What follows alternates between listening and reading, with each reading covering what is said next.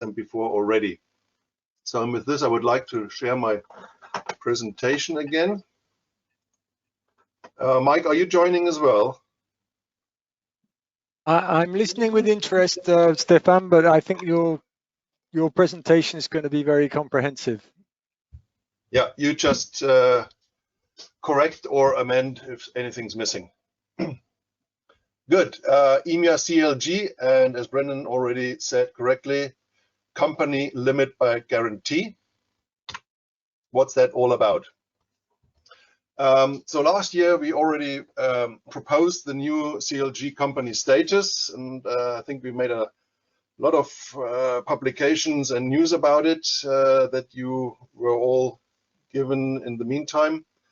The background of it all was that IMIA needs to enter new contracts, and as such also faces new liabilities, especially when it comes to those outsourcing contracts that we need for our statistics, and to warrant the governance and compliance on the other side. That was the target for it. So the change will be from an unregistered, unincorporated, unlimited company into a registered and limited by guarantee, according to the Companies Act 2006 of the Government of the UK. That goes along with the introduction of an amended constitution, which will then be actually not a constitution any longer, but it's called the Articles and Memorandum, or other way around, the Memorandum and Articles of Association. And in addition, we will have a charter. So the essential points for it is the CLG will be a company not having a shared capital. The liability of each of its members is limited to £1.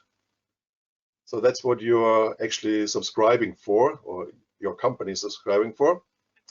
There will be same thing, memberships and delegates at the annual conference that we have, but the voting rights of the members is then changed to 1 vote per member. So it's no longer the vote as we have it right now with a contingent of delegates who are eligible to vote, but it's 1 vote per member.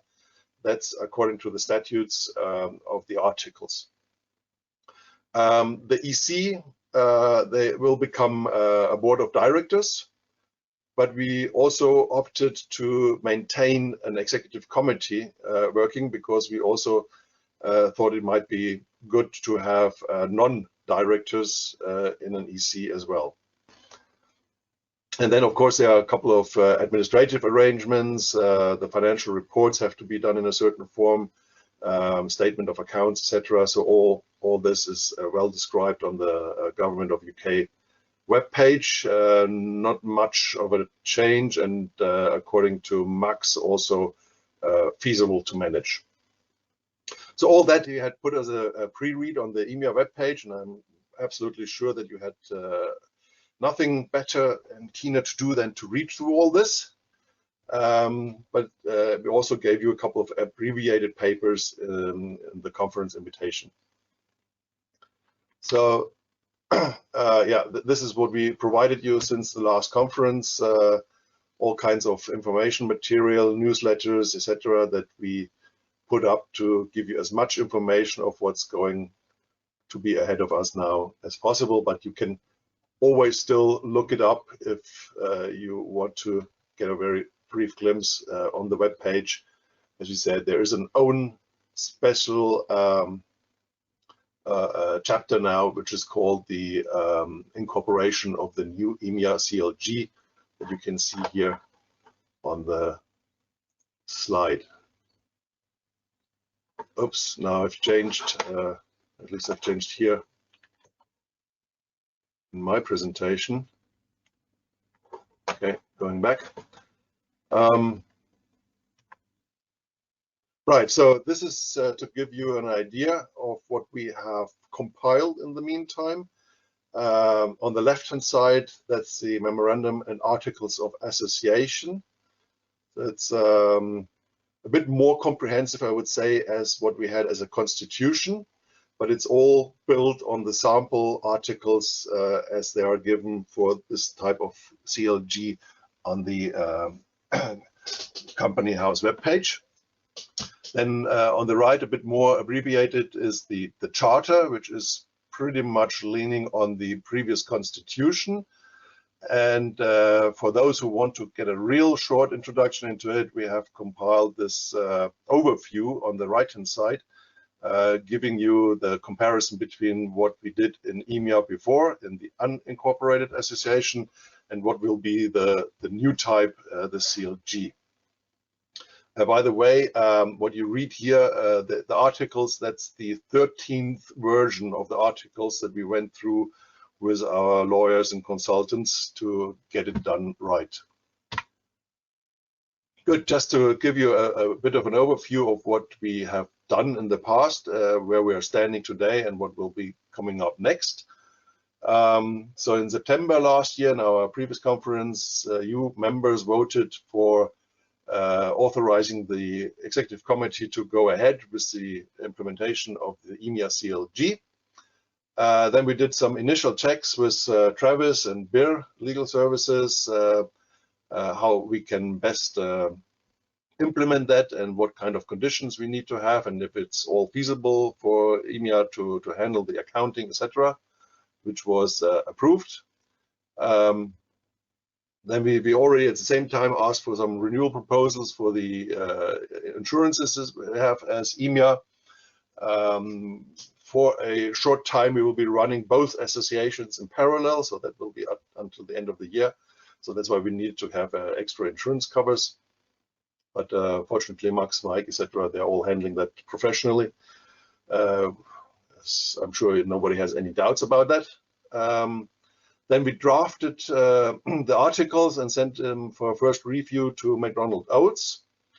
And we finalized the charter of IMIA. So there's the articles on the one side, which is the official document that will be handed into the company house. And then we have an internal, how we handle and organize IMIA paper, like the constitution was before, which is the charter of IMIA. Those articles were then reviewed a second time by a second legal law firm, Norton Rose Fulbright, and as I said, ended up then in the final 13th version of the memorandum and articles of association. After that, we sent you the letter to all our members to introduce you to those articles, give you a possibility to read through them, and followed up by the 57th newsletter with a letter from myself just to introduce you to the changes, but also to appeal to you to familiarize a bit with it, because we have some votes and resolutions to do about it following right now.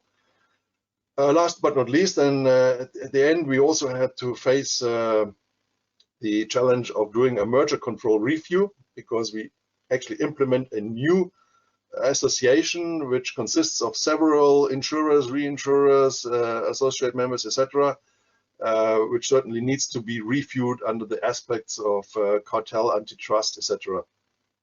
Positive news is we had a very professional company going through this with Dentons. Before that, we already had indicative advice from Clyde & Co. Special thanks to both companies, especially to Clyde for doing that for us. And so the positive news is that we are actually have received the confirmation we don't need to do any applications or merger control filing.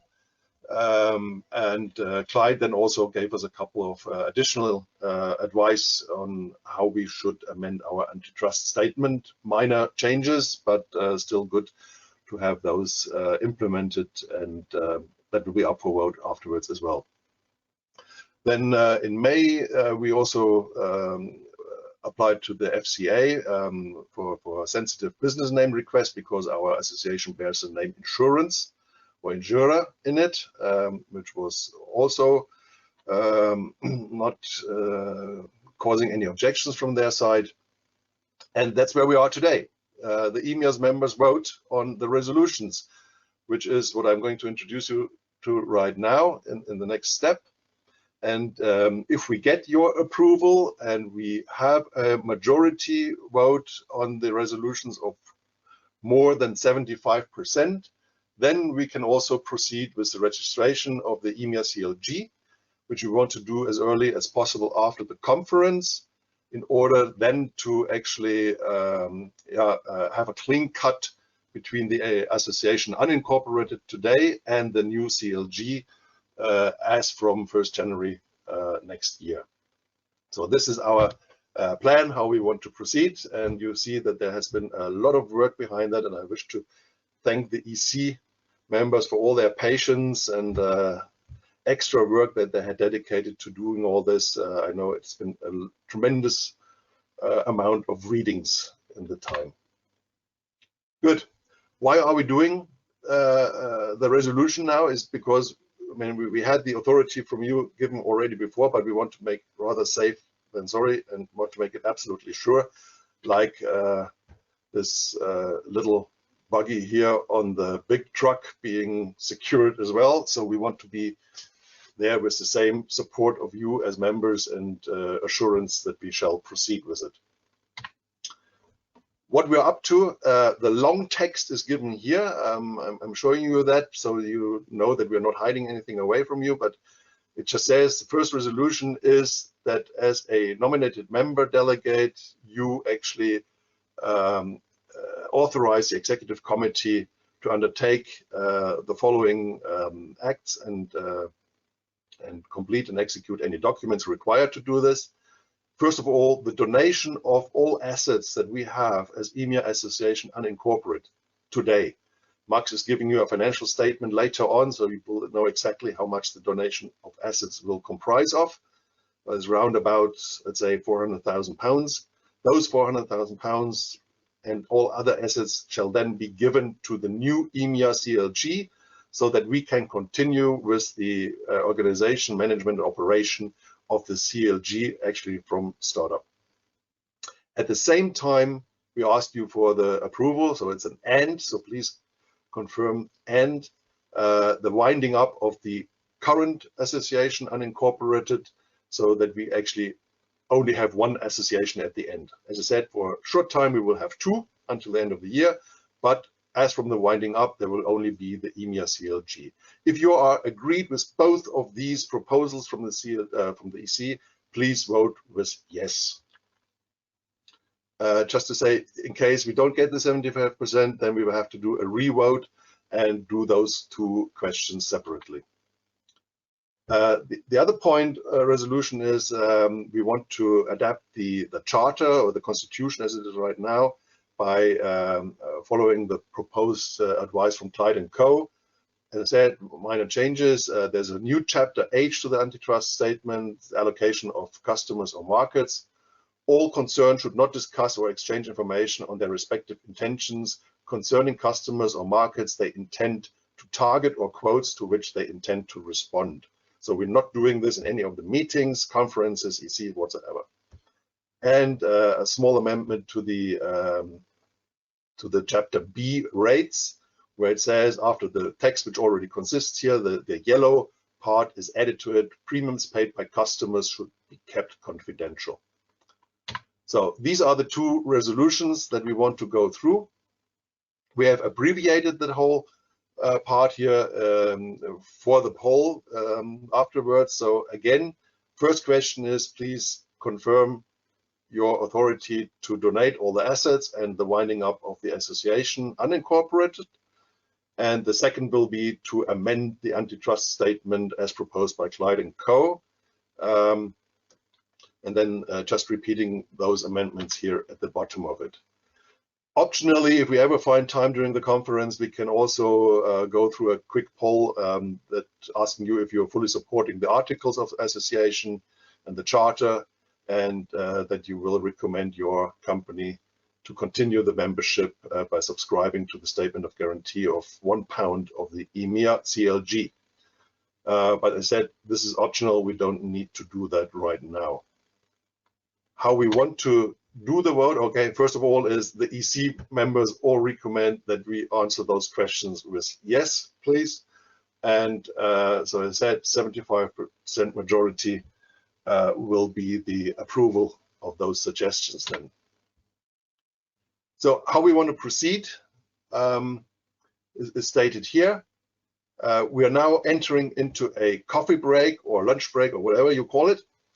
That break will be shortened for those delegates who are going to vote. And those delegates going to vote are those eligible voters, meaning that as a member or associate member, you can see that here under the coffee cup, yeah, as a country association or as an insurer, reinsurer, if you're a full member, then you have 4 delegates, 4 votes. If you have additional membership, you have an additional 2. If you have 5 additional membership, you still only have 2, so the maximum is 6. And if you're an associate member, you have 2 votes or 2 delegates who can vote. If you're an additional associate member, you have an extra 1. And same as before, maximum is 3 for associate members.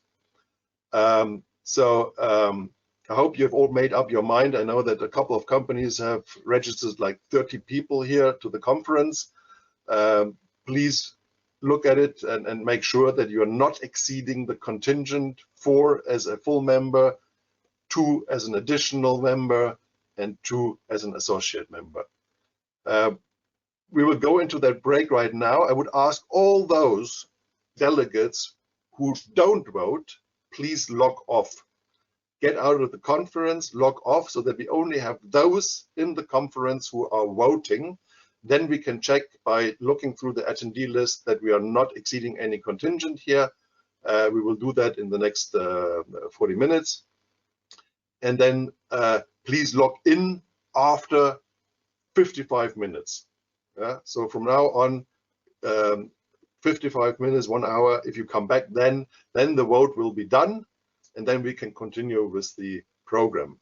All delegates who will vote, who have chosen to vote, please do not log off. Stay on, yeah? Cover the camera, do whatever you want, but stay logged on, yeah? And please rejoin for the vote in 40 minutes from now on. So we have actually said the coffee break should start at 1:15 Central European time. That should be in about 2 or 3 minutes. So if those delegates who are going to vote would please come back 5 minutes, sorry, Jasil, yeah, 5 minutes before 2 o'clock, so in 40 minutes, okay? Mike, anything else you want to add? No, I think it's just to make it clear what an exhaustive process we've gone through in the EC to make sure the CLG has been set up properly. The reason why we're doing this, there is a slight point that we can carry on voting as delegates for decisions under the charter, but we will only have 1 vote per member for decisions that are made, regulated decisions under the articles. In the future. Yeah, in the future. Today, yeah, but today we're voting as on our old conference constitution rules, which is why we're trying to replicate the voting system we would have had if we had an attended conference, and that's why we're doing it the way we're doing it. So